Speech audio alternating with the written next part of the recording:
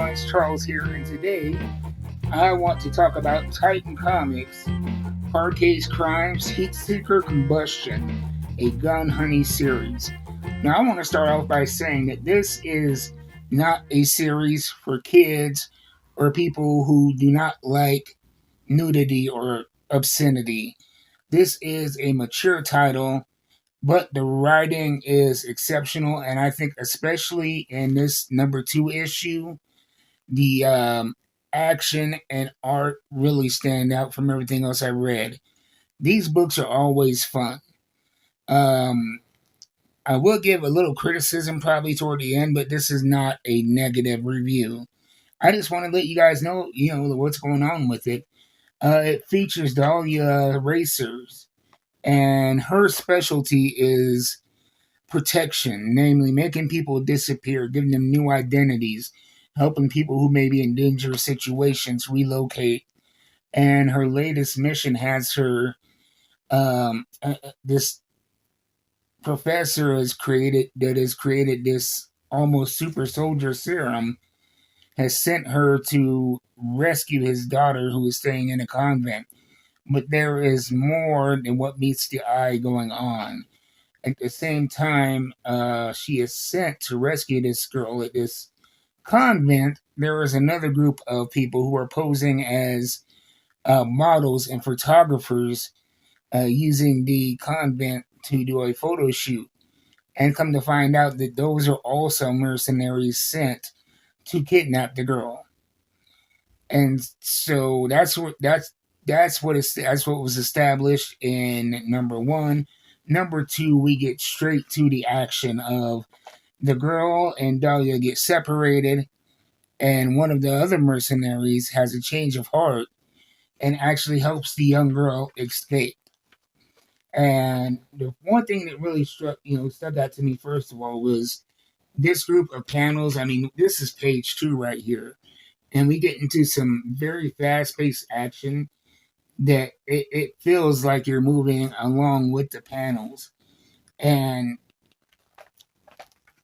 we go from the ski, from her walking the wire on the ski lift to different things, and with each action she's taking, it reveals a little bit more about herself.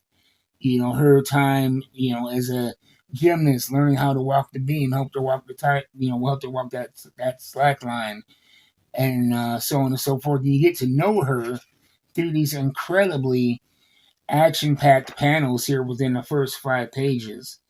Uh, I action like this you just don't see every day in comics, and I think, like I said, this issue really stands out even among the greater Gun Honey series. That's why I'm covering this one now. Onto the criticism of this series. At times,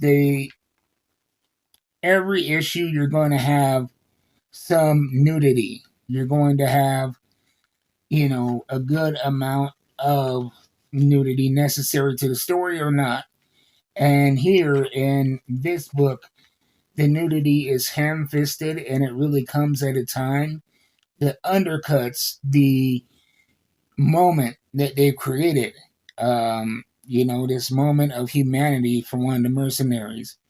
And, we spend about a page and a half of her showering, in the middle of this moment that was supposed to humanize her. And I understand that it's part of the brand of Gun Honey, but it really wasn't necessary in this issue. I think that the action, the great writing, and especially the twist end to this, you find out that this scientist, professor, whatever, that he injected his daughter with one of his serums, and he actually sent the other team of mercenaries.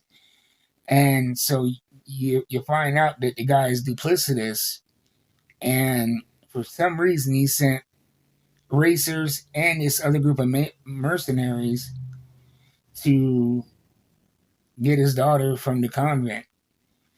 And so it's intriguing, and a lot like the last issue, I mean, every issue always leaves you with suspense until you get to the end of that series. There's always some big cliffhanger, so they stay true to that. But like I said, this issue really stands out, and we're at number 2 right now of the Combustion series from Titan Comics. I highly recommend it. Like I said, there's a warning. There is going to be nudity, and I will say gratuitous. But even if you read around that, this is an issue that you should get. Heat Seeker, Combustion, a Gun Honey series number 2. Great stuff. And you don't even have to read number 1 to enjoy this. And I'm hoping that, as we go throughout this series, that the writing continues to be as strong. And so that's my thoughts on this. You can find yours at your local comic book store. And if you don't have a local comic book store, I always suggest my friends at Coffee and a Comic. You can find them at coffeeandacomic.com. They have great deals, especially on shipping. Me personally, I buy comics every week.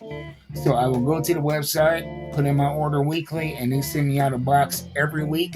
And I only pay shipping once a month, $23 a month. I get I get my box of comics every week.